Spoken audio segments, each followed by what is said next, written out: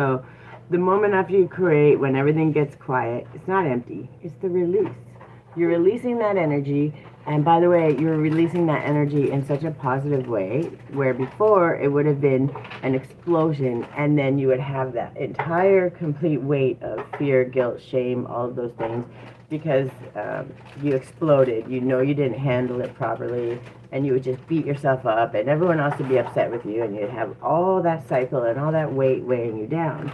But because you did it differently and you created something beautiful instead, you not only had all that extra energy, now you don't have, there's a cycle that usually happens, and that space of peace is empty because you didn't have to do that cycle. So you actually have that time to rest, to feel for yourself, to give yourself self-care, to learn about yourself, to celebrate yourself. You didn't spiral. You didn't have to spiral because you did something different.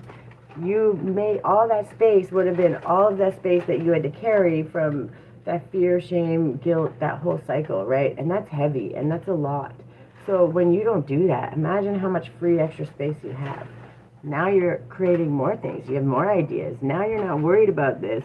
It takes a few times to get there because that uncomfortable, the reason it's uncomfortable is because you're used to that weight of the spiral. You're used to that heaviness that doesn't come anymore because you've done something different, which is amazing.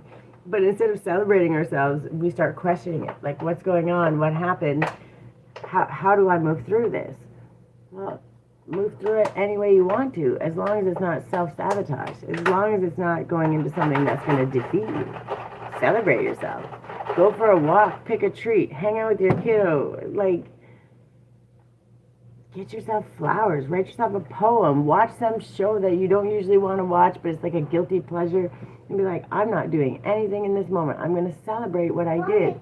Because you have that extra energy. You can continue creating until burnout, or you can take that space of peace and literally sit with it and just feel it and allow yourself to enjoy it. Celebrate yourself. When we stop doing that, we forget to do that. Then when it's time to celebrate ourselves, we don't even know how to do it. What am I supposed to do?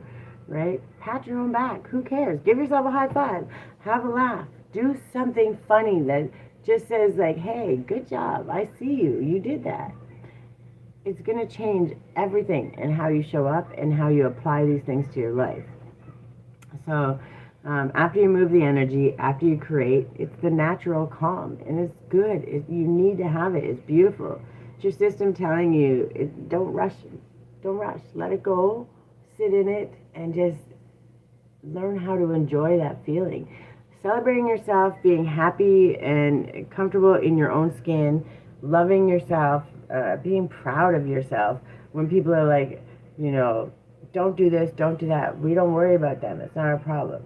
We're allowed to be proud of ourselves. Not too proud that we're not going to learn or we don't hear or we're better than somebody, but proud and like, I did something different. I actually accomplished that and I feel good about myself. There's never going to be anything wrong with that. And I think we need to do that more. And don't ever let somebody tell you that you shouldn't do that or make you feel bad. Because when you put that much work into yourself, just like you would put that same work into your kid, would you tell your kid to do something and then when they do it, treat them like crap? No. Of course you're going to celebrate them. Thank you for your insight. Very